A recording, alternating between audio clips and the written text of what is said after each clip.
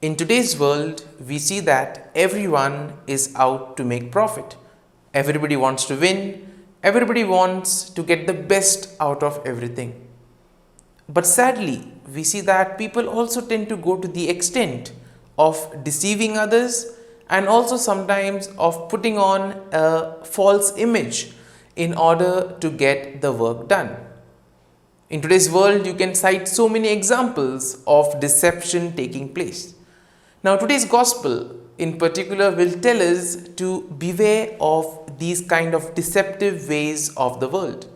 And therefore, Jesus will caution us on several occasions by giving several examples that we need to be cautious when we proceed in the world.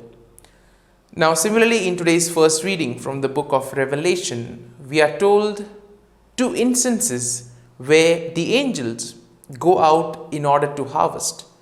And here we see that the harvesting basically refers to selecting the good ones.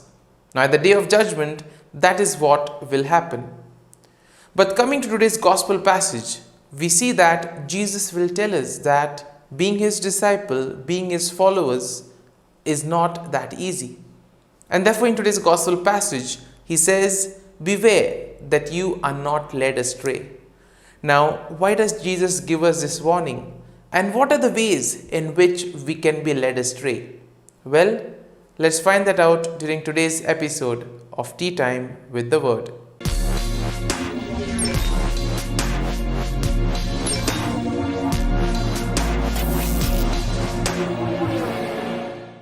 But before we can begin our reflection, let us take a look at the readings for Tuesday in the 34th week in Ordinary Time. Today's first reading is from the book of Revelations, chapter 14, verses 14 to 19. And the Gospel is from the Gospel of Luke, chapter 21, verses 5 to 11. Now, today's readings will tell us to be cautious. Pay attention to what is happening in the world so that you may not be deceived. As we have already spoken, we could be deceived in so many ways. And therefore, every time whenever Jesus says, be attentive to the signs of the time, be aware of what is happening around you. It is all so that we may not be deceived, so that we may not be led astray. And therefore, in today's gospel passage, we see that Jesus foretells the destruction of Jerusalem and the temple, and also the signs that would accompany it. And he tells the disciples that they need to remain alert so that they may not be led astray. But before we head into today's gospel passage, let us take a look at today's first reading. Now, in the book of Revelation, we see that John basically sees two instances of angels coming with sickles in order to harvest. And what does this mean? When we speak about harvest, we always know that the good fruit or the good harvest is taken, and what is left behind is then burnt in order to make way for the next crop. Similarly here, we see that the good fruits or the good wine in the second instance is collected and then it is taken. Now, all this could refer to the righteousness of people. When we are righteous, when we do things according to the command of the Lord, on the day of judgment, we will be selected and we will be in the presence of the Lord. Therefore, the ultimate goal of every Christian is to be in the beatific vision.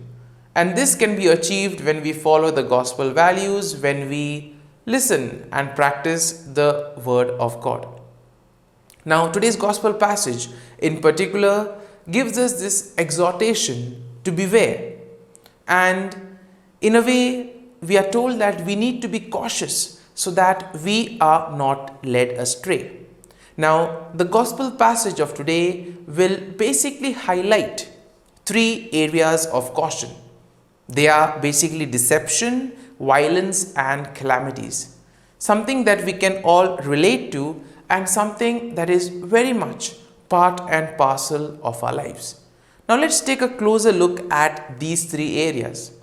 Deception. We see that in today's world, there are so many things written in fine print. You have a document, you see things written in fine print, and if you don't read that, you could end up being deceived. And basically, most of the times, whenever things are sold to you, it is with the assumption that you will not read the dotted print or the fine print. And therefore, Jesus will tell us that the evil one is the master of deception. It will use all its power to deceive and entice us to sin through fake promises and impostors. In today's world, we see that if anything is flashy, if anything is well presented, or if anything is made dramatic, it tends to capture the attention of the audience. And therefore, automatically, people are drawn towards it. And that is why Jesus tells us, be careful. Don't get carried away by just the appearance or the grandeur. You need to pay attention to what the message exactly is. Now, during those times, as we have heard in the letters of St. Paul, there were many people who were trying to deceive the early Christians about the coming of Christ and the judgment day. And therefore, on several occasions, Paul tells the people, do not listen to these false prophets. Therefore, in today's world, we can identify so many false prophets. And therefore, Jesus tells us, beware, be cautious, so that you may not be led astray. Now, we need to be vigilant in these scenarios, and we need to ask the guidance of the Holy Spirit. Now, how can this be done? This can be done through prayer. Therefore, if we are rooted in Jesus, if we are based in our prayer life, then we see that all these things are automatically taken care of, because our mind, our heart, in a way, is tuned towards following the will of God. Let's take a look at the second point, and that is violence. Now, we see that violence in various forms could also dishearten us from living a virtuous life. And you can cite so many examples of violence being carried out against Christians, or where Christians are ridiculed for following the gospel values. Now, we all know that the gospel values are in opposition to the values of the world. And therefore, if you sincerely follow the gospel values, chances are there that you could be ridiculed, you could be sidelined, or even made fun of. And it is at this point where Jesus tells us that in the face of violence, we should not lose patience, we should not lose integrity. In other words, we need to pray for the gift of perseverance, because Jesus, through his passion, through his death and resurrection, has shown us that violence does not have the last word. He conquers violence with love, and he invites each and every one of us to do the same. And finally, we take a look at the third concept, calamities. Often we may ask ourselves, why does this happen? Or why should these things be happening? I haven't done anything wrong. Now, we see that natural calamities tend to occur because of various reasons, because of certain imbalances in nature. And these are in a way beyond human control.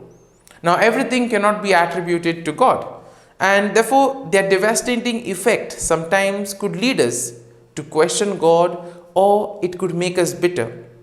Yet, it is precisely in these moments that our faith is being tested. It is in these moments that we need to be committed and determined. And as we reflect on today's readings, let us pray for this grace, that we may be rooted in the Word of God, that we may place ourselves in the hands of the Lord, that Jesus may be the center of our lives, so that he may guide us, so that whatever we do, we may do it for his glory. And let us pray for the grace that we may be cautious as not to be deceived by the false deceptions of the world. Amen.